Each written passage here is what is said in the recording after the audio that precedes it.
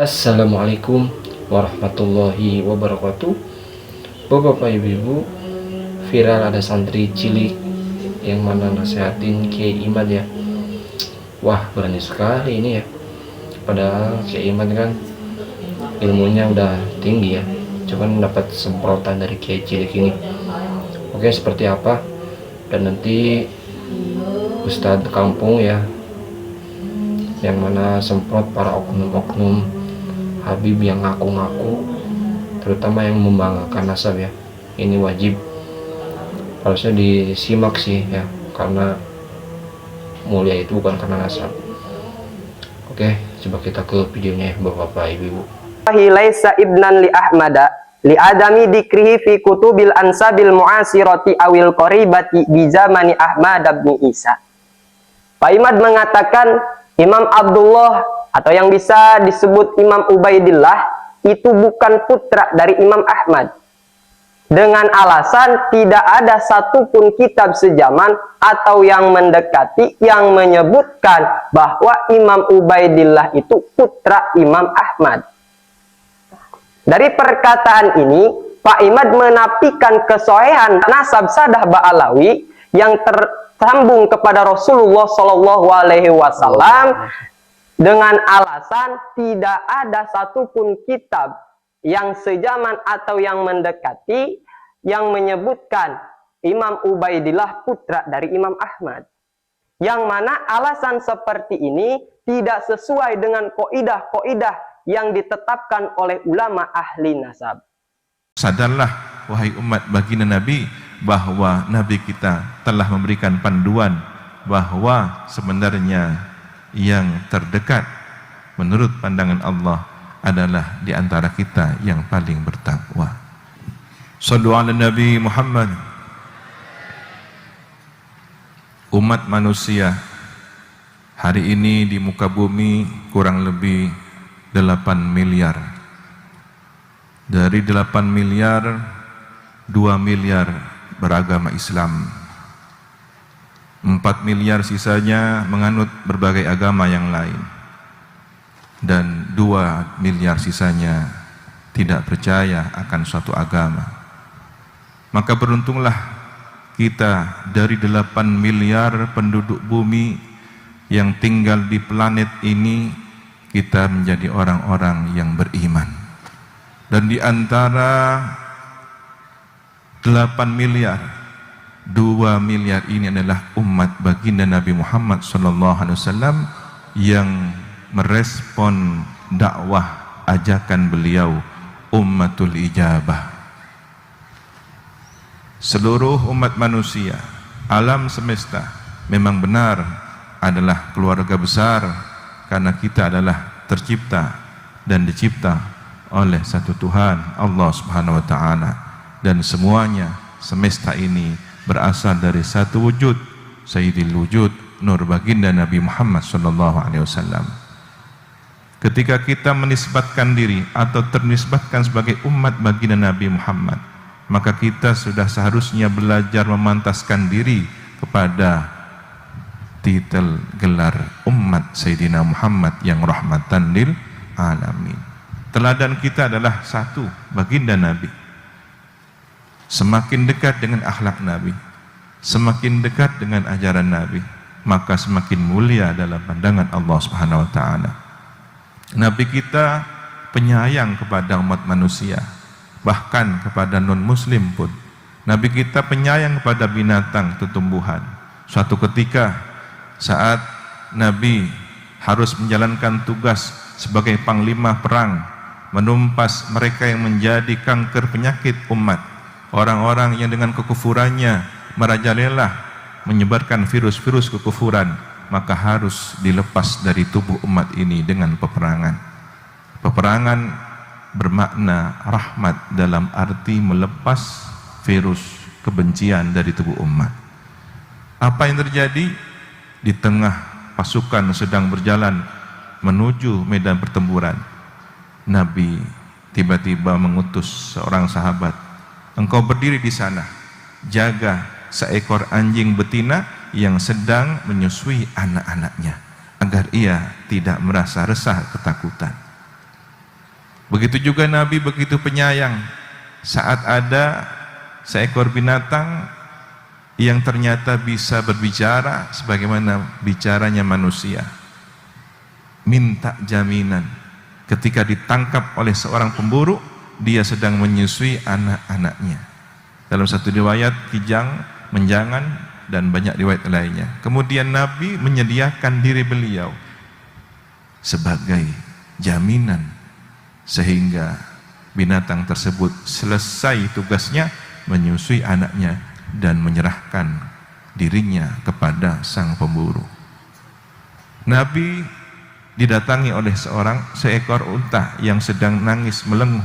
Lalu Nabi melihat air mata dari tetesan matanya itu terbaca, terdengar, dan Nabi paham bahasa binatang bahwa unta ini teraniaya.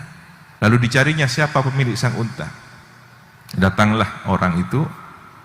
Nabi bersabda, wahai pemilik unta, untamu berkata kepadaku, dia mengeluh, mengadu bahwa dia selama ini teraniaya, diberi makan yang sedikit tapi diberi beban pekerjaan yang berat.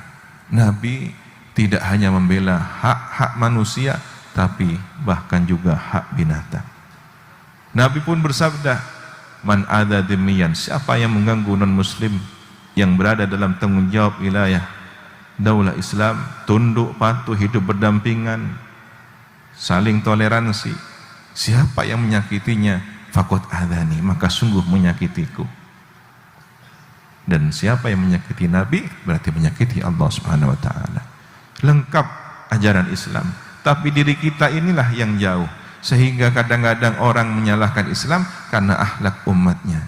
Kembalilah kepada ajaran Nabi, kembalilah kepada beliau yang merupakan teladan sebagai rahmatan alamin.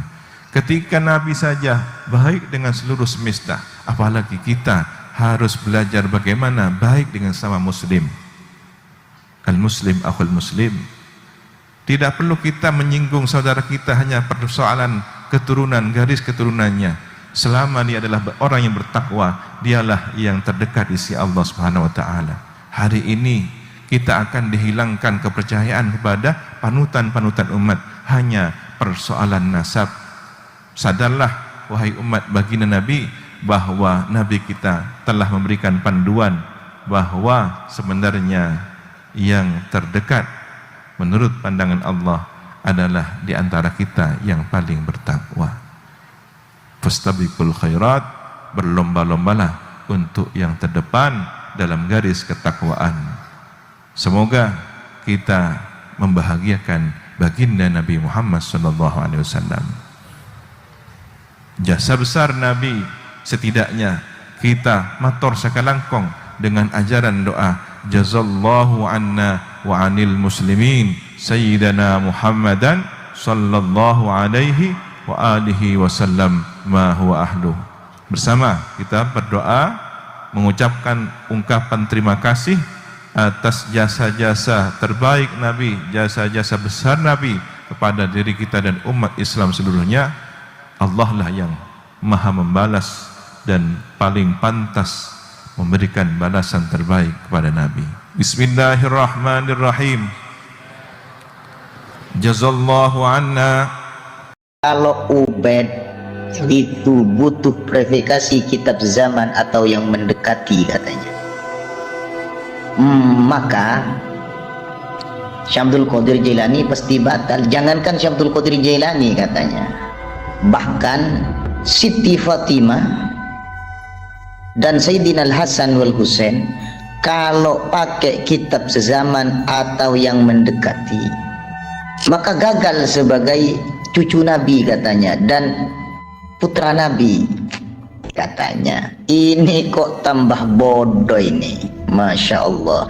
Jangan samakan Ubaidillah yang dicantolkan kepada Ahmad itu dengan Syamsul Qadir Jailani ataupun dengan Siti Fatimah dan Sayyidina Al-Hasan wa Sayyidina Al-Husain radhiyallahu ta'ala anhum wa alaihimussalam. Lain itu kalau Ubaid ini tokoh fiktif,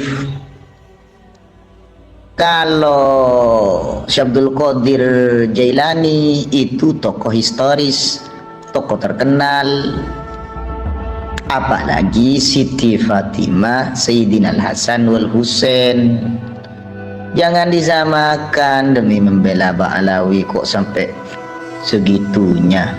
Hampir-hampir ini, hampir-hampir dolalah ini. Saya katakan, yang mencatat dulu di masa sahabat itu dari hadis-hadis yang keluar dari Sayyidah Fatimah Az-Zahra, dari cerita Rasulullah kepada Sayyidah Fatimah, dari terus ke Sayyidina Al-Hasan wal Husain. Itu adalah ada sahabat yang menulis di sebuah lembaran yang manuskripnya tetap ada sekarang. Kalau bahasa Arabnya itu berupa sahifah. Itu ada sahabat namanya Samurah bin Jundab, wafat tahun 60 Hijriah. Itu tuh menulis. Juga ada lembaran Jabir bin Abdullah, wafat tahun 78 Hijriah. Itu menulisnya. Juga Nabi bin Syarid Al-Ashja'i Al-Kufi, itu manuskripnya ada, itu menulis juga tentang tokoh historis yang namanya Siti Aisyah, Siti Fatimah dengan Sayyidina Al-Hasan wal Husain. Begitu juga ada sahifahnya, tulisan lembaran kertasnya Al-Ashaj. Beliau dilahirkan di masa Sayyidina Abu Bakar, menulis. Jadi jelas kitab zamannya ada. Juga Syekh Abdul Qadir Al-Jailani itu tokoh historis. Apa buktinya? Punya murid namanya Ibnu Qudamah. Beliau mengatakan, Al-Basanil Imam Kutub Al-Ma'arib Al-Wali Abu Muhammad Abdul Qadir bin Abi Saleh Musa Al-Alawi Al-Hasani. Coba kita lihat di Badul Alaqah atau Al-Istibsar fil Ansab Sahifah 185. Juga Imam Yusuf Al-Baghdadi, itu santrinya juga mengatakan sami'tu nasab Syekh Abdul Qadir Al-Jailani min Ahmad bin Qafarjal. Itu juga yang melalui simak itu coba lihat di kitab Bahjatul Asrar Sahifah 173.